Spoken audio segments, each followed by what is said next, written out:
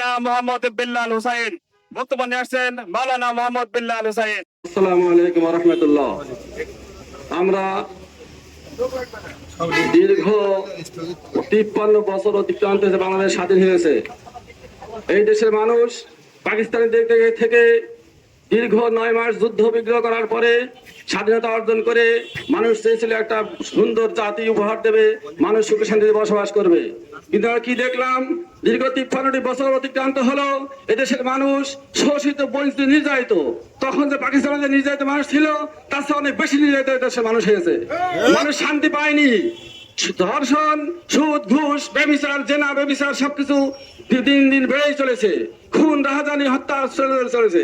এরপরেও দীর্ঘদিন পরে এই স্বৈর শাসকের কোপানল থেকে উদ্ধার করার জন্য এই ছাত্ররা আন্দোলন করেছে, সব বিরোধী দল আন্দোলন করেছে। তারপরে মানুষ ভেবেছিল যে এই ধরে হয়তো আর এই ধরনের খুন, হত্যা, রাহাজানির মানুষ দেখবে না, অন্যায় অবিচার থাকবে না।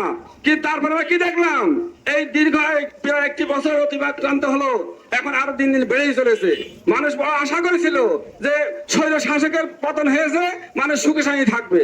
কিন্তু আসলে সুখে শান্তির একদল আবার উঠে পড়ে লেগেছে। তারা ভেবেছে যে একদল হাসি পেয়েছে, আমরা চাইছে তাই করবো।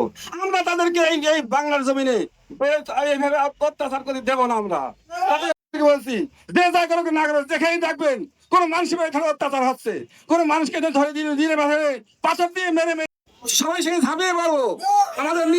আমাদের নিজের জীবনকে আমরা বাঁচাতে চাই। এইভাবে বাংলাদেশ জামাত ইসলামী যে 7টি দাবি রেখেছে, এগুলো বাস্তবায়নের মাধ্যম দিয়ে এদেশে সুষ্ঠু নির্বাচনের মাধ্যমে জনগণের সরকার প্রতিষ্ঠা করতে চায়।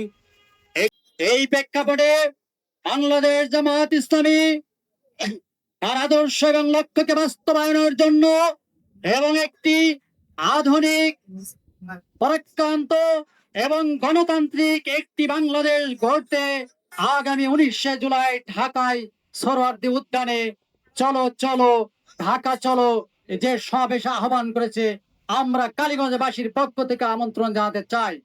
আপনারা যে যার অবস্থান থেকে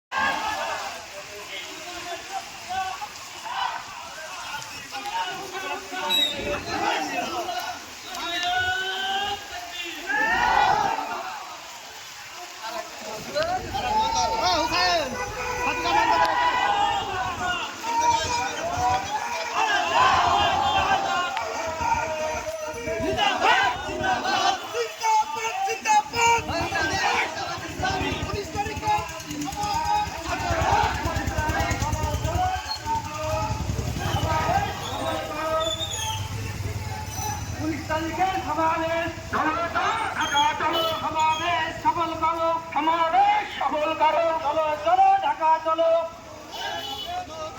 19 তারিখের সমাবেশ